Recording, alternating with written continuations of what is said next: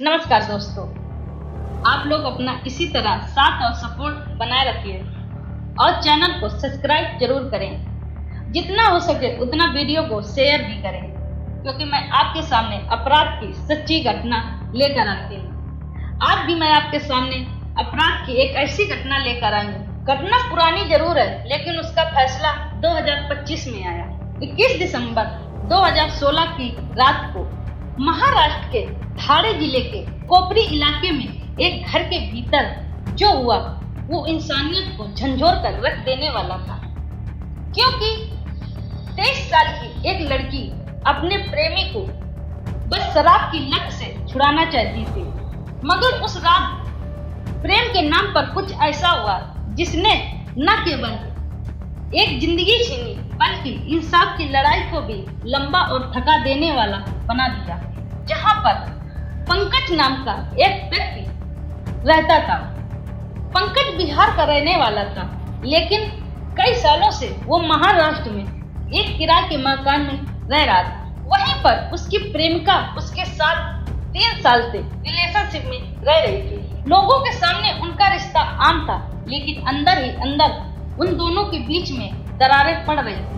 क्योंकि दरारें की वजह थी पंकज की शराब की लत। शराब की लत को लेकर अक्सर पंकज और कोमल के बीच में लड़ाई झगड़ा होती थी, क्योंकि कोमल हमेशा पंकज को समझाती थी कि वो शराब छोड़ दे।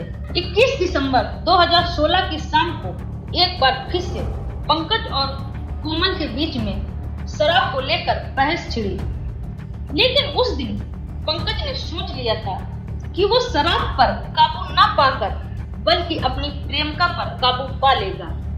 तभी पास में रखी कुल्हाड़ी उठाकर ताबड़तोड़ हमला करना शुरू कर देता। उस ताबड़तोड़ हमले से कोमल की मौके पर मौत हो जाती है। मौत होने के बाद पंकज वहां से भाग जाता है।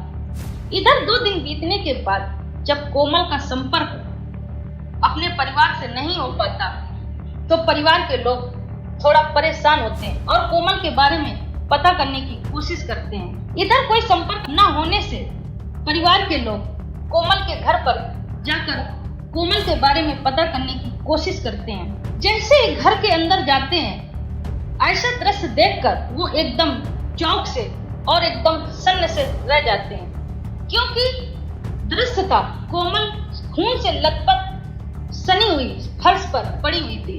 यह दृश्य देखने के बाद कोमल के परिवार वालों ने फौरन पुलिस को सूचना दी। सूचना मिलते ही थोड़ी देर बाद पुलिस भी मौके पर पहुंच गई और कोमल का शव पोस्टमार्टम के लिए भेज दिया और आगे की कार्रवाई शुरू कर दी। इधर कोमल के घर वालों ने पंकज के खिलाफ रिपोर्ट दर्ज कराई। रिपोर्ट दर्ज होने के बाद पुलिस पंकज की तलाश में लग जाती है। 4 दिन बीतने के बाद आखिरकार पुलिस पंकज को गिरफ्तार कर लेती है। गिरफ्तार होने के बाद पंकज पुलिस के सामने अपना जुर्म कबूल करता है। उसने बताया कि उस रात मेरी और कोमल से शराब को लेकर बहस काफी बढ़ गई थी। उसी आवेश में आकर मैंने कुल्हाड़ी से उसके ऊपर ताबड़तोड़ हमला किया, जिससे उसकी मौके पर मौत हो गई। इतना बयान लेने के बाद पंकज को कोर्ट भेज देती है, जहां पर पंकज के खिलाफ कई सबूत और गवाह पेश किए जाते हैं। लेकिन आप लोगों को पता है कि भारत की न्याय व्यवस्था थोड़ी धीमी है, क्योंकि कुछ केसों का फैसला कई सालों में आता है। इसी तरह इस केस के साथ भी हुआ, क्योंकि ये केस एकदम साफ था, फिर भी इसका फैसला 2016 से 2025 में मिला, जहां पर ठाणे जिले की कोर्ट ने 2025 में पंकज को सजा सुनाई।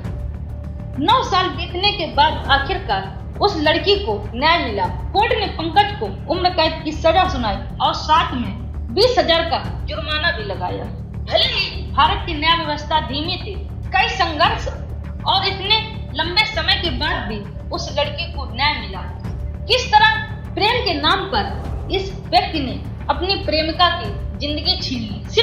प्रेमिका सिर्फ इतना चाहती थी कि उसका प्रेमी एक अच्छा इंसान बन जाए और शराब की लत को छोड़ दे, लेकिन इस व्यक्ति ने प्रेम के नाम को बदनाम कर दिया।